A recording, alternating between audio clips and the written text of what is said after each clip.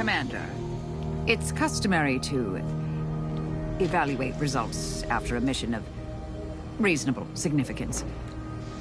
I've had some time to cogitate over what occurred at Point Obviation. Some parts don't sit right with me still. Wonder if you and I might talk it through. A bit, yes. With the work I used to do, I'm no stranger to guilt and regret. Midway into my requisite sleep cycle is when it usually plagues me the most. You might believe Anchoress Brunn was a murderer, or potentially a herald to cataclysm. Still, she was helpless, and we killed her. And yet, such actions were par for the course for me in the past. When my remorse for Brunn rears its head, it will need to get in line.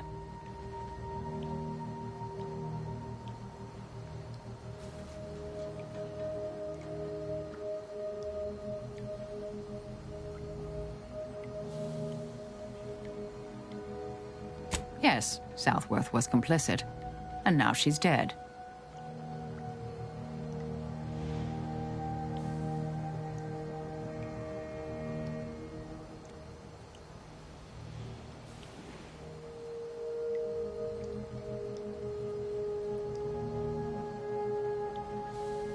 I hope so, at least. According to Anais, we could have reduced the likelihood of that occurring by completing the brain-off. It's not anywhere near zero, but it's unlikely.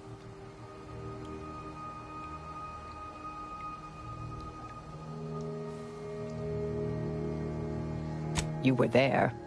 I'm sure you can imagine what might be going through my head.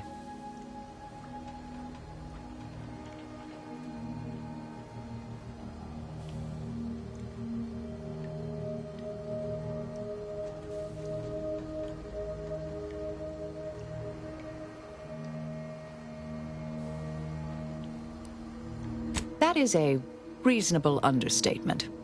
When I first asked for your help, I envisioned we might speed up the solving of the equation, reinstate Anais in the Order, and more. So no, this is not how I envisioned events to culminate. In my endless internal calculations during my years drudging at the Zeranium manufactory, zero results led to this. In sum, I believe we saved everything. The numbers are solid. It is probable the future will live. Anais will live. I will live. We all will. Howbeit, separately. Appreciate you taking the time to talk it over, Commander.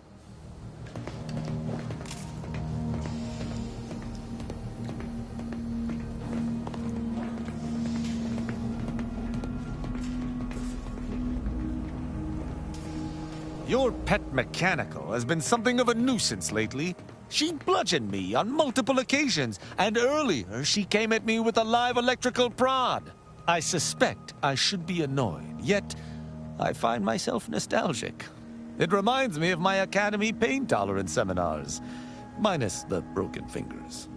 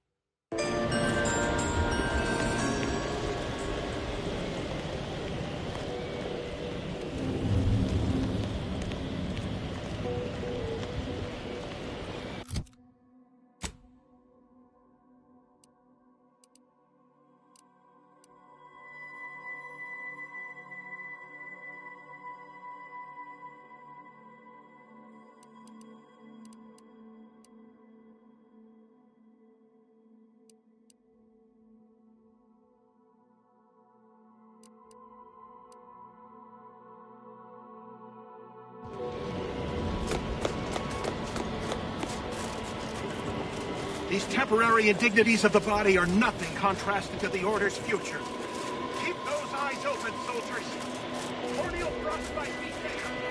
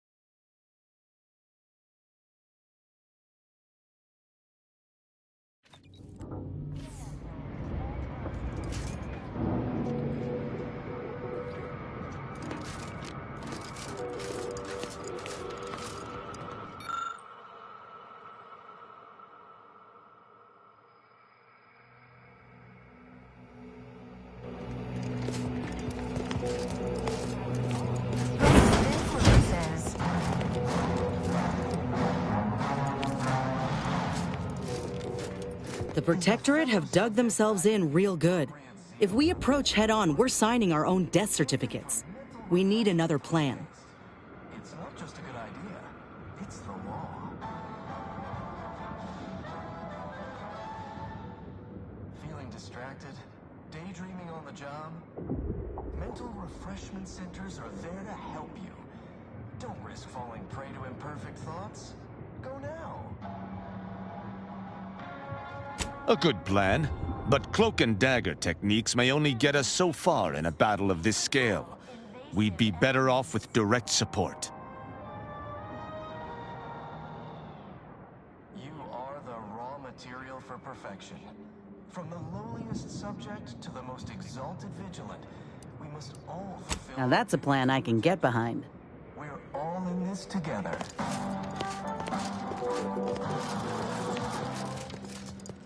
Prudence dictates we cherish all we have and defend it.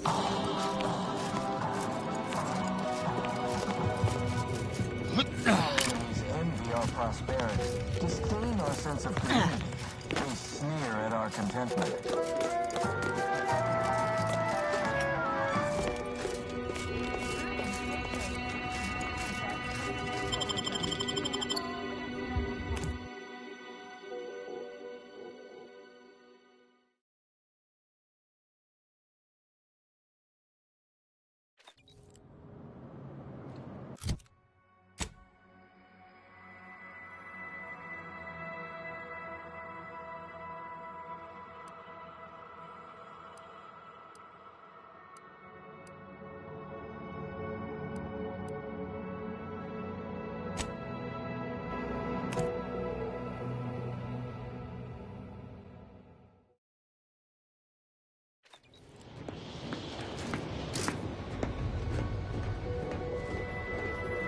Hey, Commander.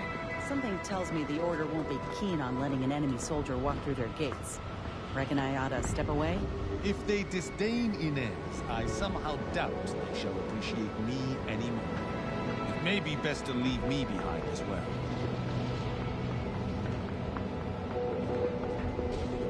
Have you viewed any serials of note lately? Neither have I. Speak freely.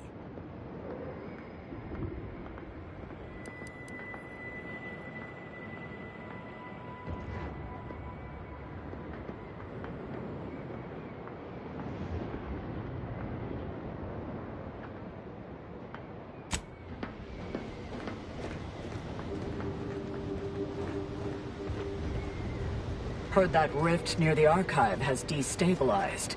Must be a sign. The Protectorate's latest action clearly runs counter to the plan. Mark, halt! The Oracle Laureate sent ahead to expect someone matching your description. However, he said nothing about admitting questionable allies. No soldiers from enemy factions are permitted within Laplace's garden. Your companions will have to wait outside. Who are you, claiming to deny me ingress? The Protectorate's arbiters go wheresoever they deign. I'll not argue the point. Either you come in alone, or not at all.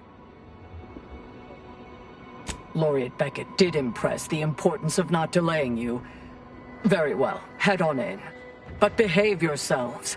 The garden is something of a fragile ecosystem.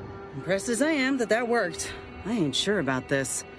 Being vastly outnumbered by the enemy ain't a corner I like to be backed into.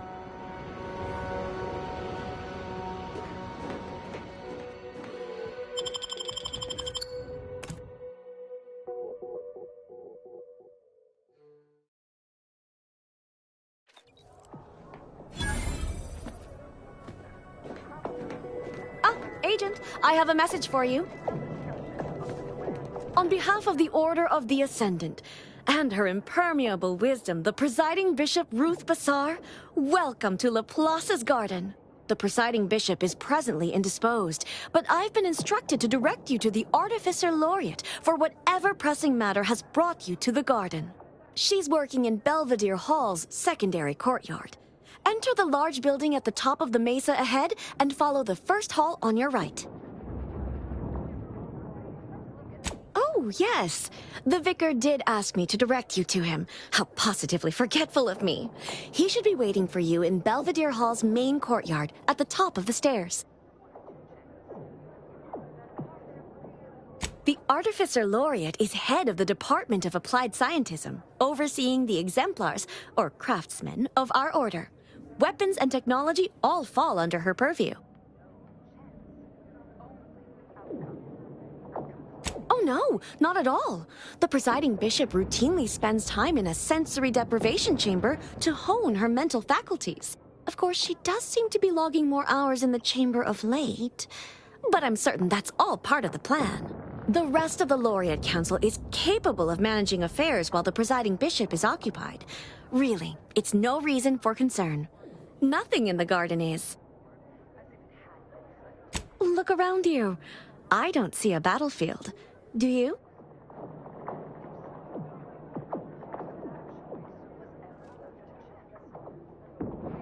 All conflict is transient in nature.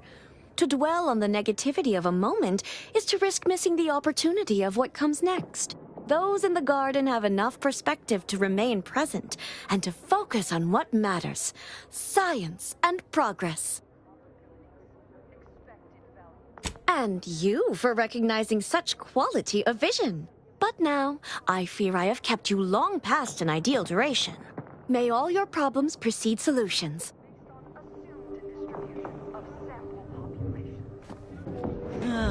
Feels real nice in here. Wouldn't mind us dragging our feet so we can enjoy the warmth a little longer.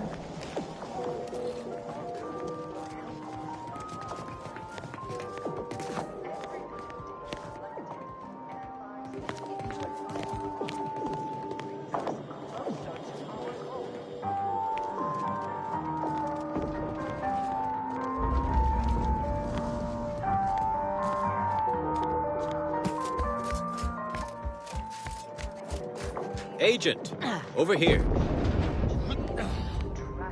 Well, this is a welcome confluence of events. Why, without you, Gertie and I wouldn't be alive. And any hope of peace between the Order and Auntie's choice would be over. Shame about all the disorder. The negotiations had not been going as smoothly as I'd hoped, it's true, but we were making progress.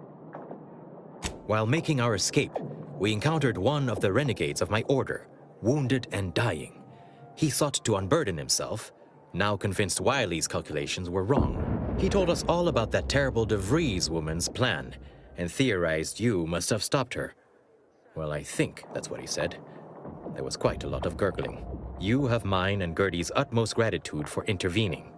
Had she succeeded in assassinating us, it would have terminated any hope for peace.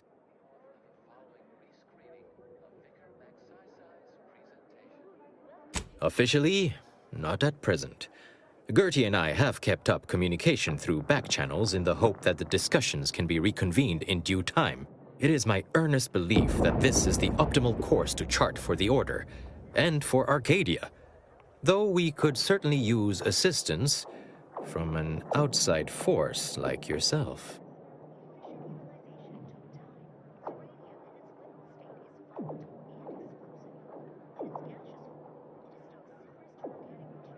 To begin, I believe you would need to put forth efforts in good faith with each of the two groups. Earning the trust of both sides is essential. Once you've worked your way up to meeting our respective leaders, you must convince them to consider joining forces. Oh, really? Perhaps the challenge rating is far less than I've hitherto calculated.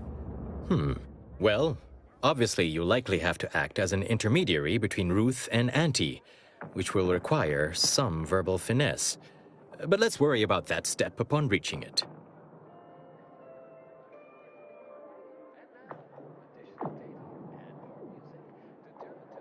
Transplendent. Remember, seek out ways to help both sides, engender trust. Gertie and I can let you know when it's time to move forward. In the meantime, I might recommend you work on honing your oratory skills. Our presiding bishop and Auntie Cleo can be challenging to debate with.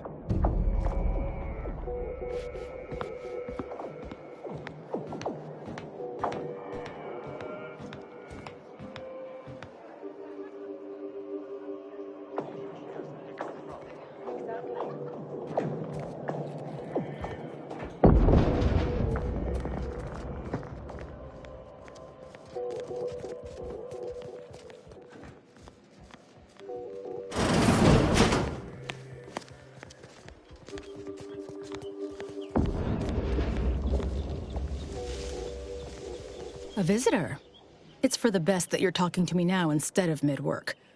I do seem to have a slight propensity for stabbing randomly with my tools when interrupted, but I suppose that's enough time spinning in the statements column. Speak away.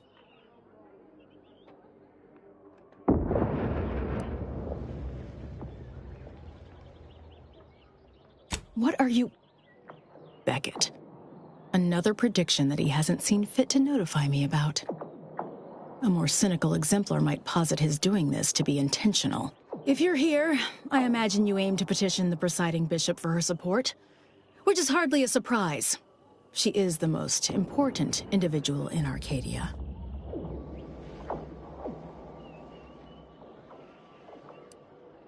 I'm glad we're in accord. The presiding bishop's leadership allows the Order to act in Arcadia's best interest. Without her, we would be nothing. The corporate invaders will suck Arcadia of its resources and cast it to the wind. And the Protectorate are no better than machines. Moreover, once we solve the universal equation, it will benefit all of humanity. You, me, everyone. No more suffering, no more doubt.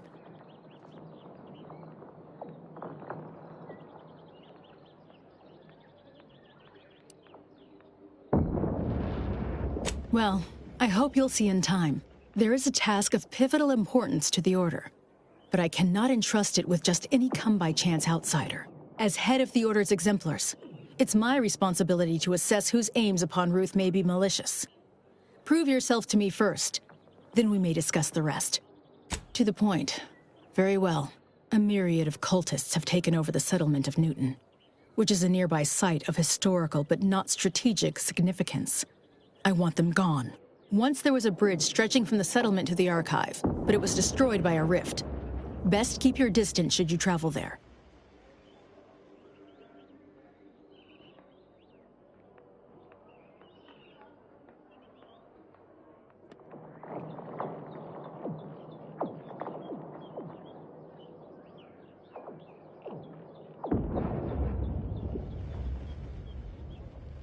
I'll withhold my appreciation until this task is complete. May you act within the equation's confines. Though I would most merrily hunt those fiends without aid, perhaps that pet cultist of yours could avail us against those infesting Newton.